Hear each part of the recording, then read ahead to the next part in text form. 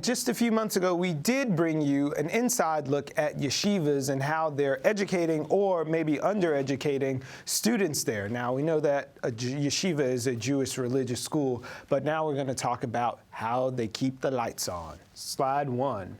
Okay, there we go. So most boys who attend the yeshiva system get about 6 hours a week of secular education. That would be the reading, writing, and arithmetic part of education. The rest of their time is spent doing religious studies. And after the age of 13, that goes down to about 0 hours a week at most yeshivas. But girls, on the other hand, can't study religious texts. Therefore, they get a better secular education. Moving on. Looking at city and state funding. If it were its own school system, the Satmar religious sect would comprise the 4th largest school system in all of New York State. And in 2015, New York City's Jewish schools received about $51 million in state funding. Moving on to federal funding. Our final slide here lets you know, by comparison, that Catholic schools get about $9 million worth of federal funding, and that means that the Archdiocese can spend roughly about $112 per student. By contrast, those Jewish religious schools receive $20 million, and that breaks down to about $1,800 per student. It's quite a disparity there. So recently, right in the studio, we met a young man who left life at a less than rigorous yeshiva and traded it in for first a non-strict religious Jewish school, and finally ended up at a New York City public high school. And here's his story.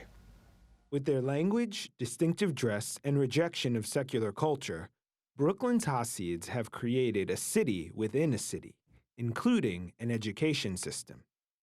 In fact, more children attend Jewish religious schools in Brooklyn than attend Catholic schools in Brooklyn and Queens combined.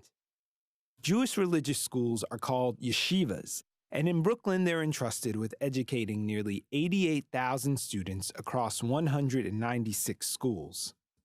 Young people like Chaim, who spent a decade in the Hasidic yeshiva system before breaking with tradition by seeking an education, first at a modern Orthodox Yeshiva, before ultimately landing at a New York City public high school, a journey that was not without consequences.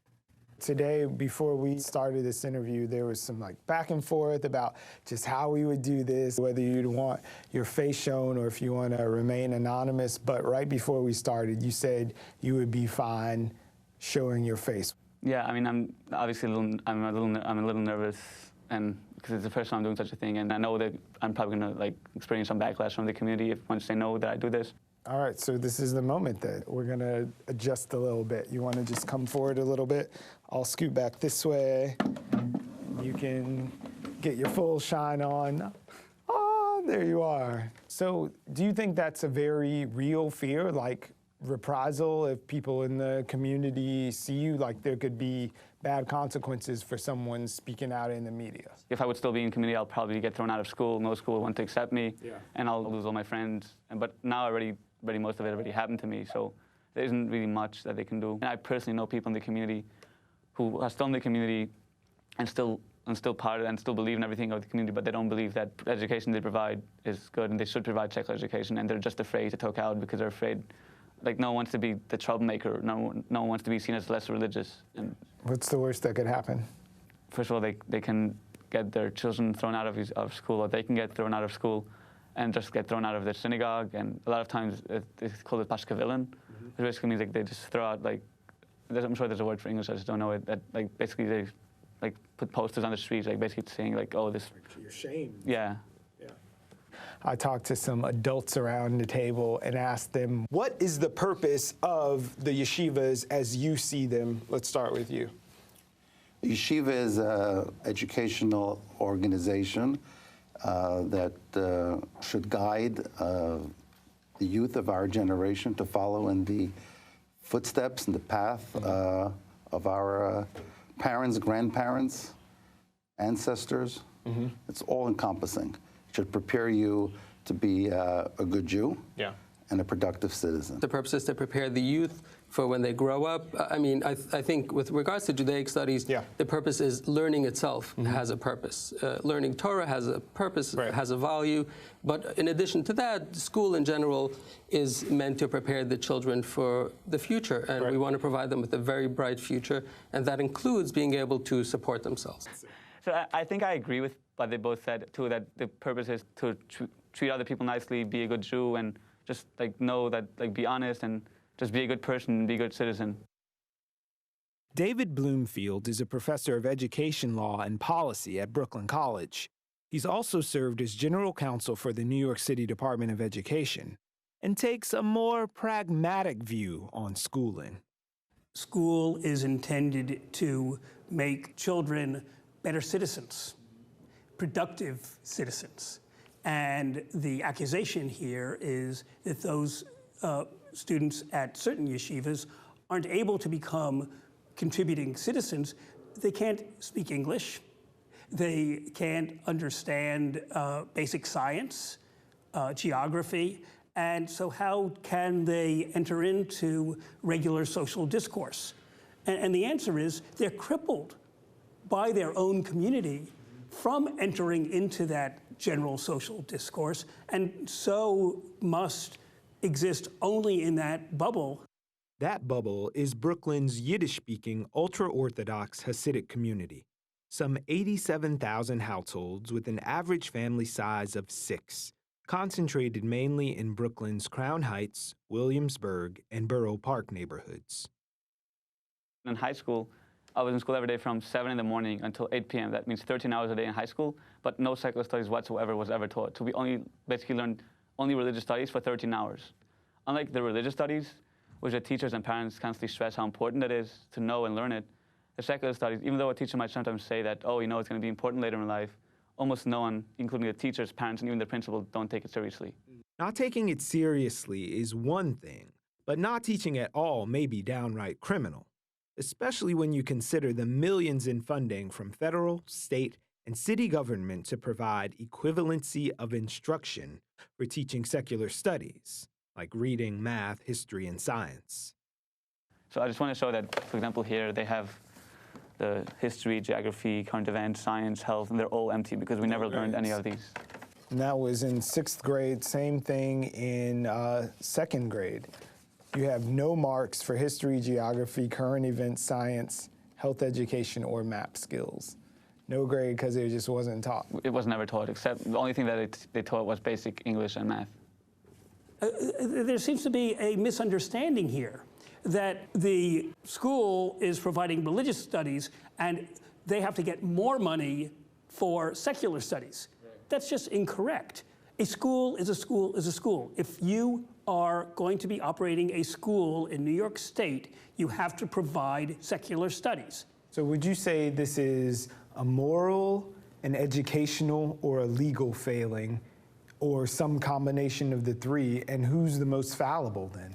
Well, it's a failing, it's a massive failing on all three scores. Moral, because it has to do with self-determination. Educational, because people aren't learning the basic educational foundations. And legal, because there is a legal requirement to have these secular studies. I would hold the public authorities most responsible. Your responsibility is to make sure, not as a partner, as the chancellor has said, but as a supervisor. What do you get for sticking your neck out and saying, wait a minute, we need to look at this? It is never popular to go against a voting bloc which otherwise seems to be minding their own business, but at the same time is taking millions and millions of dollars in federal, state, and local funds. People should be outraged, but people have their own worries, and they probably don't think they can really fight City Hall because all of this is so entrenched, and they go about their business trying to get their own piece of the pie rather than trying to deny to others pie that they may not really deserve. Young Advocates for Fair Education, or YAFED, was founded by a former yeshiva student in 2011 to shine light on the yeshiva system and demand more balanced education. They scored a victory last summer after drafting a letter to the Department of Education signed by 52 people alleging boys over age 13 receive no secular education, prompting the DOE to launch an investigation of 39 separate schools. It may have been something of a hollow victory, because these months later, the sole components of the DOE probe are documents submitted by the very schools under investigation, attendance reports and lesson plans, not site visits or outside audits. Why is this my issue? It's your issue because here we have a quite active group of voters. And we see from these allegations, at least, that they're not educated into the issues. They're just basically told how to vote and not exercising independent judgment. That's why everybody should care. City Council member Daniel Drum is head of the council's Education Committee, and on BRIC TV's BK Live, shared his misgivings about the process. The Department of Education has said that they're going to look at lesson plans and talk to administrators. To me, that's enough, not enough. I believe that it really needs to be more rigorous and that they need to go to the schools, they need to investigate, they need to look at schedules, they need to talk with teachers, they need to talk with students, and they need to take these allegations very, very seriously. How many kids who are still back at the yeshiva do you think could follow the path that you started? Half a year ago, I attended some party from my class from yeshiva. So it was about 2 years after I left yeshiva, so I haven't seen most of the kids since then. So when I came, everyone started talking to me and asked me, oh, like, how are you? What are you doing? So I told them that I'm in high school and I'm studying math, science, English, history. So one of the kids asked me, oh, you're in high school and you're studying math? Like, oh, so like, what math are you studying? So I was studying AP Calculus, but most of the kids in the community never even heard the word algebra or geometry in their life, and they don't even know really basic things. So I just told them, like, I'm studying advanced math. So he asked me, oh, you're studying advanced math? Like what, fractions? So after that, I just felt that it's really sad that these kids, they grow up in New York City, not in some third world country, and they're in school every day 13 hours, and they're really smart, and especially that kid, I know he's really smart and studious, and it's just sad that they're deprived of such basic knowledge and education, and when they hear the word advanced math, the most advanced math they can think of is fractions, and they're like 17 years old.